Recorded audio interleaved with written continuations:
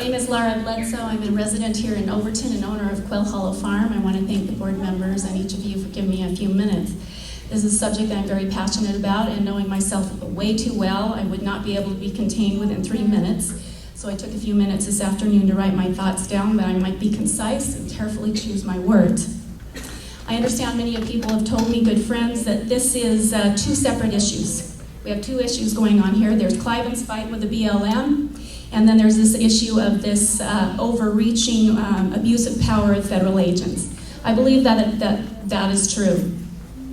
I understand that for the most part, this group is here to express our outrage over the egregious intimidation, heavy-handed, and I believe even unlawful abuse of power from federal agents. I, too, join with you in protesting and contesting these abuses. I personally have been counseled by my political mentors and even caring friends to be careful in regards to my support of the Cliven and Carol Bundy family because they have broken the law. I have thought about this. Actually, it didn't take me very long to think about it. For those of you who were not there, let me tell you that for Monday morning at the Bundy Ranch, I had an experience that inspired me and changed my life for good. Shakespeare said that misfortune is good milk for great souls. Although Cliven and Carol are fellow farmers and dear friends of mine, I had never met their son Ryan until that time. While Cliven was in Las Vegas trying to get his son out of jail, Carol trying to man the phone and the home front, Ryan seemed to be the man in charge. To pull the growing crowd together and to organize us into action, Ryan jumped onto the tailgate of a pickup truck to call us to attention. Expressing gratitude for the support, he asked if we all understood what was going on and wanted to just get to work, or if we might want a brief history of what this was all about. When someone in the crowd asked for the story, he began. May I say that in just a few minutes of time, off the cuff, unrehearsed, from his heart and soul, I heard the most eloquent, succinct history of the battle for our freedom and liberty that I have ever heard. In regards to breaking the law, he quoted the Constitution, article and section, the Bill of Rights, reciting specific amendments with complete comprehension and understanding. He did so without venom, but with passion, with perfect possession of his emotion despite the emergency. I believe that if we all understood our history and our charters of liberty, our Constitution and our Declaration of Independence,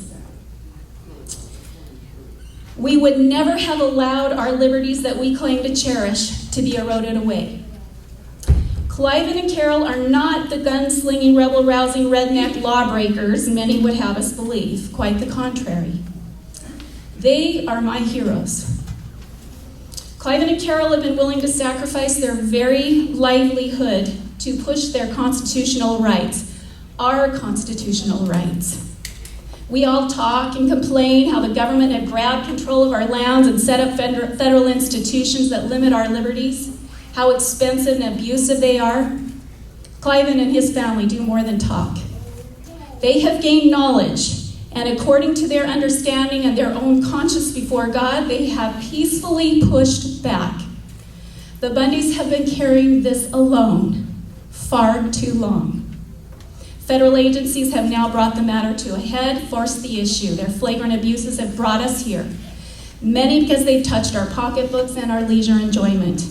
I too stand as a witness against this. In addition, for public record, I openly, publicly, and personally say I stand with the Bundys.